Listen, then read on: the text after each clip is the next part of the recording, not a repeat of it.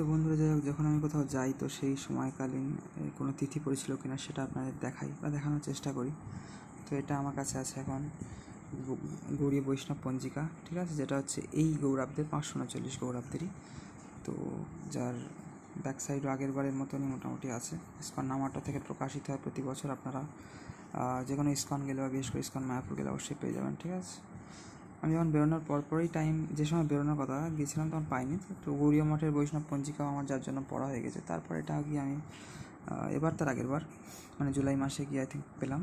তো জুলাই মাসের এবং আগস্ট মাসের আমার তিথি আপনাদের জানানোর দরকার। জুলাই মাসেগুলো বলা হয়ে গেছে এবং আজকে আগস্ট মাসের যে গেছিলাম মায়াপুর, এখন সেপ্টেম্বরের ফার্স্ট উইক চলছে, তো সেটা আপনাদের বলা হয়নি। তো ঠিক আছে, এটা হচ্ছে সেই টাইম যে টাইমে আমি গিয়েছিলাম। এবং এখন এই সারাদিন বন্ধুরা এই বৃষ্টি আসছে, রোদ্দুর উঠছে, এই হচ্ছে প্রায় বৃষ্টি আসছে, মেঘলা থাকছে, কখনো রোদ্দুর উঠছে। কালকে খুব একটা রোদ্দুর উঠেনি, আসতে একটু রোদ্দুর উঠছে, যেমনটি এখানে আপনারা দেখতে পাবেন। এই যে জানলা দিয়ে রোদ্দুর আসছে, ঠিক আছে, এই যে বাইরের ওয়েদার মোটামুটি একটা আছে। তো যাই হোক, আমি গিয়েছিলাম 20 আগস্ট, ঠিক আছে। তো অন্নদা একাদশী ছিল 19 আগস্ট, 20 তারিখ মানে পালনের দিন গিয়েছিলাম।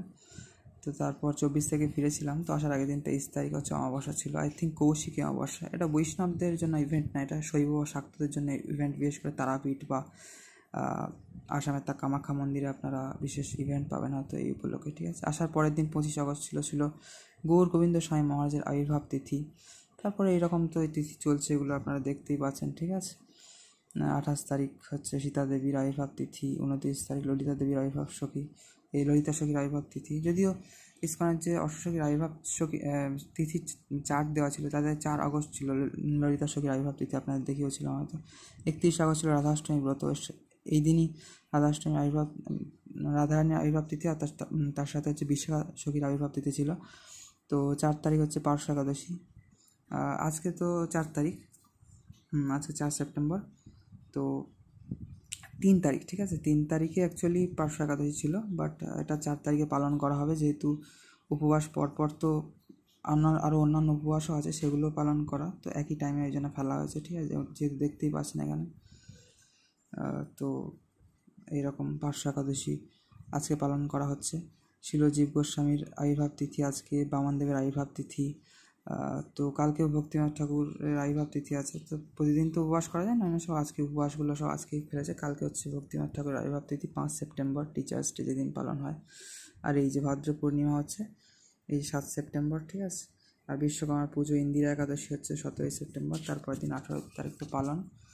তো হচ্ছে এই যে 21 তারিখ হচ্ছে মহালয়া পড়েছে, 29 তারিখ দুর্গা পূজা, আর 2 তারিখ মানে সপ্তমী, আর 2 তারিখ হচ্ছে বিজয়া দশমী, ঠিক আছে বন্ধুরা। এই হচ্ছে সমস্ত বৈষ্ণব পঞ্জিকা, আপনারা দেখে নিতে পারেন। গোবর্ধন পূজা, গো পূজা, গো ক্রীড়া, বলি দৈত্যরাজ পূজা ছিল, রসিকানন্দ ঠাকুর আবির্ভাব তিথি এই যে 22 অক্টোবর, ইত্যাদি সমস্ত তিথি এখানে আপনারা পেয়ে যাবেন, ঠিক আছে।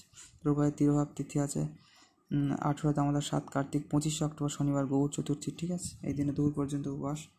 তো এরকম সব বৈষ্ণব তিথি বন্ধুরা এরকম আসতেই থাকে। তো ঠিক আছে, আপনার সাথে এটাই শেয়ার করার চেষ্টা করলাম। ভিডিও বেশি বড় করছি না, সবাই ভালো থাকবেন, সবাই হরে কৃষ্ণ, রাধে রাধে, হরি বল, হর মহাদেব, জয় সিয়ারাম, জয় রাধেশ্যাম। বন্ধুরা সবাইকে জয় উমাশঙ্কর, হরে কৃষ্ণ, রাধে রাধে, হরি বল।